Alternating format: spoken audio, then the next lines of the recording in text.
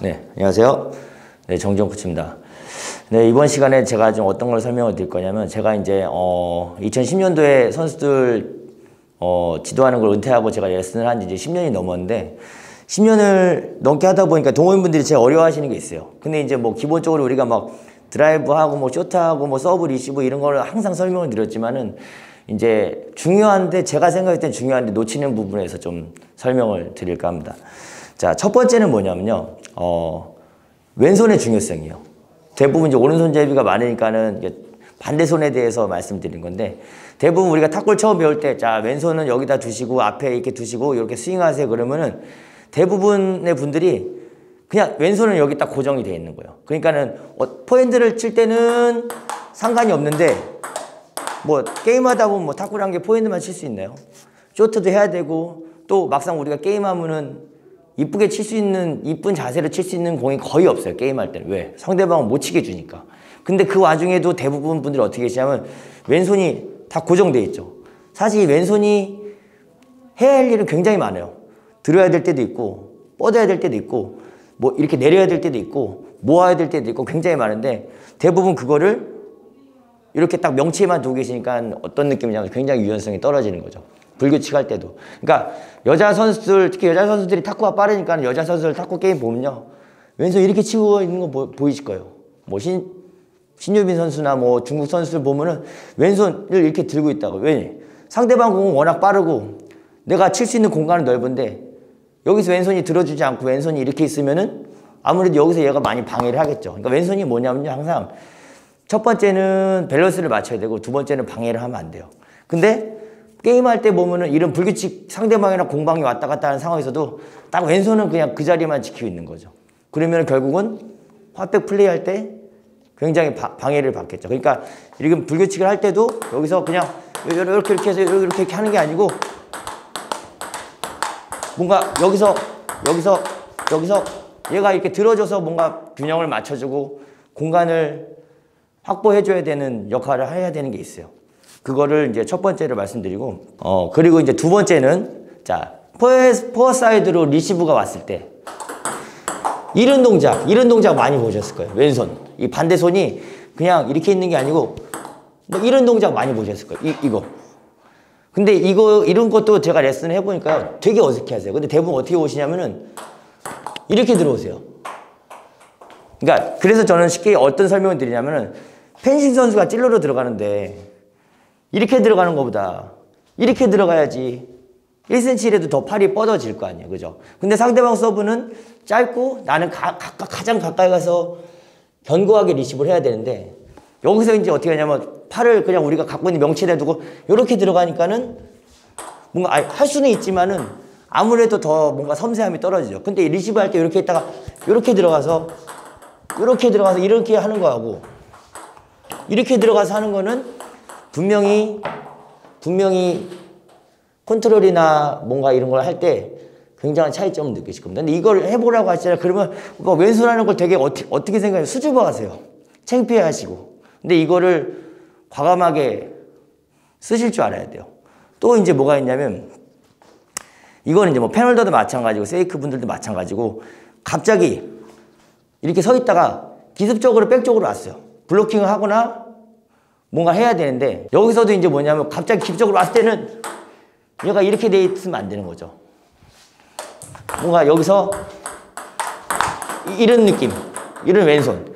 그래서 옛날에 윤한규 감독님이나 김택수 감독님 보면은 사진 중에 이런 거 많을 거예요.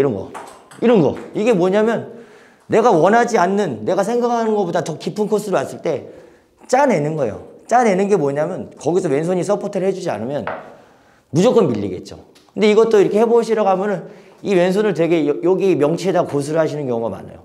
근데 여기서도 갑자기 기습적으로 왔기 때문에 최대한 내가 왼손에서 서포트를 해줘야지 버틸 수 있는 거죠. 그러니까 이런 뭔가 극적인 상황에서 왼손을 조금 잘 사용하시는 게 굉장히 중요하죠. 그리고 이제 또 하나 뭐냐면, 아까 백핸드 했을 때도 이렇게. 근데 순간적으로 갑자기 포핸드로 오더라도 이런 느낌이 아니고, 탁 여기서 얘가 이렇게 해줘야 되는 상황이 많거든요. 근데 여기서도 왼손이 고정이 돼 있으면은 뭔가 동작도 좀 굉장히 좀 다운되고 탄력도 떨어지겠죠. 이렇게 있다가 또 갑자기 왔을 때는 갑자기 뭔가 얘가 항상 들어주는 그런 동작이 굉장히 필요하신데 보면은 이 동작을 굉장히 어색해하세요. 왜냐하면 레슨만 할 때 맨날 잡아서 하나 둘 셋 이렇게만 하다 보니까는 얘가 묶여있는 경우가 많거든요. 근데 왼손이 사실은 굉장히 중요한 역할, 밸런스 맞춰줘야 되고 또 공간 활용해줘야 되고 힘도 왼손도 같이 짜줘야 될 때도 있고 그러니까 이런 거를 잘 활용하시는 게 굉장히 중요하죠. 자, 그리고 이제 이번에 두 번째는 뭐냐면 선수들께 동영상 같은 거나 이런 거 많이 보시겠지만은 뭐 잘 칩니다. 물론 잘 치는데 동작 자체가 굉장히 다이나믹하죠. 역동적이고 굉장히 몸을 과감하게 던질 줄 알고 발도 강하게 구르고 그런 동작이 굉장히 많아요. 근데 뭐냐면 또 이런 굉장히 역동적인 동작을 굉장히 어색하게 하신다는 거예요. 그러니까 그걸 이제 주로 어디서 느낄 수 있냐면 결정구에서 이렇게 백쪽에 백사이드에서 뭐 하다가 돌아와서 결정을 할 때 여기서 자 선수들 같은 경우는 굉장히 제가 항상 말씀드려요. 야구 선수가 투수에서 마운드 위에서 직구 던지듯이 몸을 굉장히 눌러요. 제끼들에도 그냥 이렇게 제끼는 게 아니고 제끼들에도 뭔가 확 굉장히 다이나믹하게 옛날 저 운동할 때는 우리 선생님이 뒤에서 밀었어요. 돌아서 확 밀어버렸어요. 왜? 많이 들어가라고. 그래 제가 말씀드린 것 같은데 우리 선생님은 네 이마를 지주에 찍으라고 그 정도로 들어가라고 얘기를 하셨거든요. 근데 동호인분들이 이런 거 할 때 어떻게 하냐면 여기서 들어가서 뭔가 동작을 굉장히 다이나믹하게 취하는 거를 어색해 하시는 거예요. 그러니까는 결정골을 치더라도 아무래도 몸을 힘껏 던지는 사람과 힘껏 던지지 않는 사람은 파워나 컨트롤에서 차이가 분명히 있겠죠. 과감하게 던져서 몸을 써주는 이런 동작을 어색해 하시면 안 돼요. 그리고 이제 포어 사이드에서는 어떤 게 있냐면 자 내가 여기 있는데 공이 이제 사이드로 왔어요. 대부분 어떻게 있으시냐면 여기서 이제 반대발로 구르는 게 끝이에요. 그러니까 어떻게 하면 힘도 안 받고 뭔가 몸의 원심력도 그러니까 공이 힘이 이쪽으로 흐르는 방향으로 마지막까지 뻗어줘야 되는데 그냥 발을 굴리면서 탁 이렇게 끝나는 느낌. 그럼 뭐냐면 힘도 전달이 안 되고요.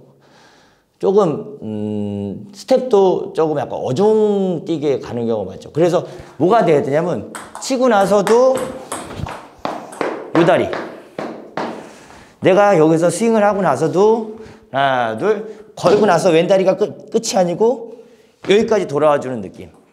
이런 게 굉장히 중요한데 대부분 여기서 끝난다는 거예요.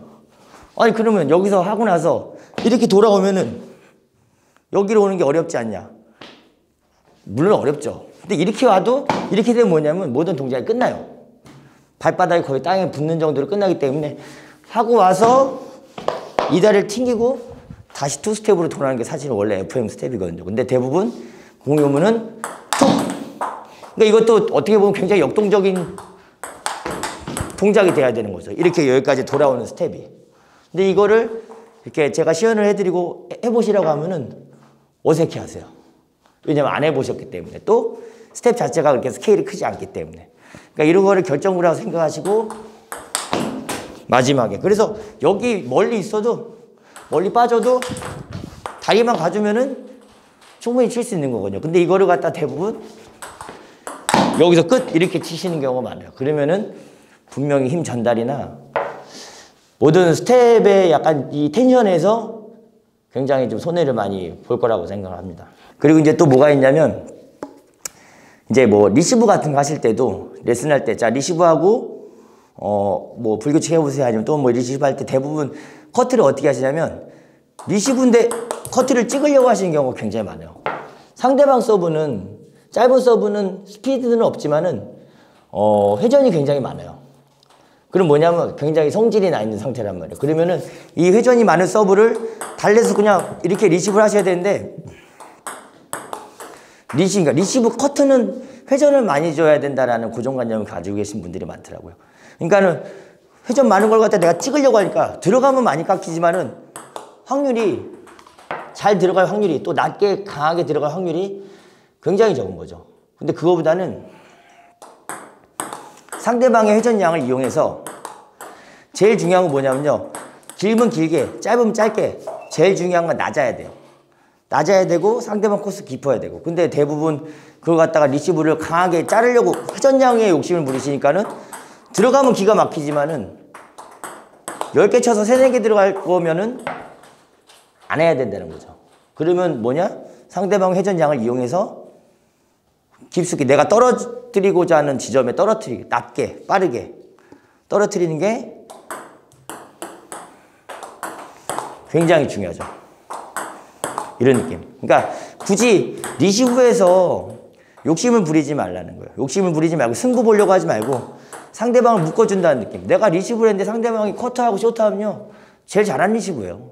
리시브에서 이거를 상대방 미스를 유발하지 말고 상대방한테 묶어주고 그 다음에 내가 공격한다고 생각하지 굳이 이거를 막 찍어가지고 회전을 많이 줘서 리시브 그거는 이제 나중에 뭔가 내가 리시브나 이런 컨트롤이 뭔가 좀 확립이 섰을 때는 그때는 내가 뭐 의도적으로 더 힘을 줘서 리시브를 할 수 있지만은 굳이 그거를 내가 컨트롤도 쉽지 않은데 욕심을 부려서 회전량에 좀 욕심을 부릴 필요는 없다는 거죠. 근데 제 레슨 해보면은 그런 리시브도 약간 회전의 결을 이용해서 좀 이렇게 컨트롤 해줘야 되는데 무조건 찍으려고 하시는 분들이 많더라고요. 그러니까 그런 것도 조금 유연하게 리시브 해주시는 게 좋죠. 네, 그래서 오늘은 제가 여태까지 레슨을 하면서 동호인분들이 좀 어려워하시고 좀 세심한데 놓치는 부분에 대해서 말씀을 드렸는데 다음 시간에 또 다른 주제로 찾아뵙도록 하겠습니다. 네, 고맙습니다.